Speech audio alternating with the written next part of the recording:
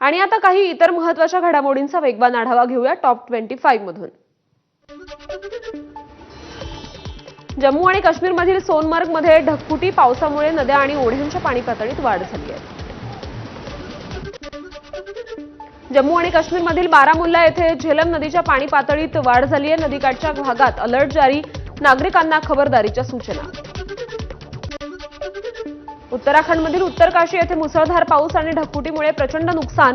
यमुना घाटामध्ये मुसळधार पावसानं नौगाव परिसराला गंभीर फटका।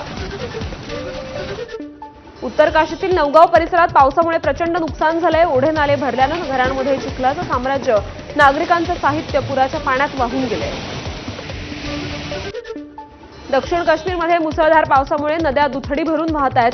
पाऊस आणि भूस्खलनामुळे वीज तारांचं नुकसान झालंय। अनेक ठिकाणी वीज पुरवठा खंडित झालाय। हिमाचल प्रदेशात डोंगरांना सतत तडे जात आहेत। शिमला येथील ठियो घाटकोटी रस्त्यावर मातीचा ढिगारा त्यामुळे पसरलाय। पंजाबमधील फिरोजपूरमध्ये पुराच्या पाण्यात बुडून एका व्यक्तीचा मृत्यू झालाय। आजारी पत्नीसाठी औषध आणण्यासाठी घराबाहेर पडलेला व्यक्ती पुराच्या पाण्यात अडकला होता।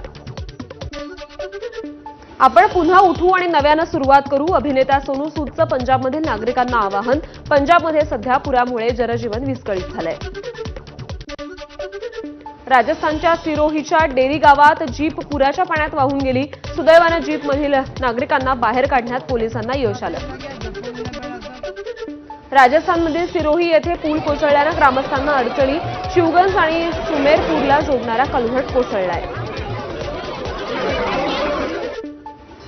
राजस्थानातील जालौरमध्ये मुसळधार पावसामुळे शहरात पाणी साचलं। सुमारे 3 तास पडलेल्या पावसामुळे रस्त्यांचं तलावात रूपांतर झालंय। राजस्थानमधील उदयपूरमध्ये नदीत अडकलेल्या तरुणाची 7 तासांनंतर यशस्वीपणे सुटका करण्यात आली। बचाव पथकानं तरुणाचे प्राण वाचवले।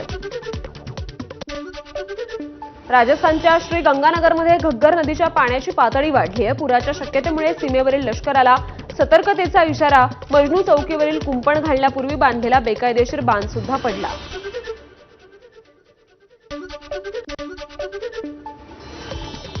आणि या घडामोडींसोबतच बुलेटिनमध्ये एक छोटासा ब्रेक, बघत रहा एबीपी माझा।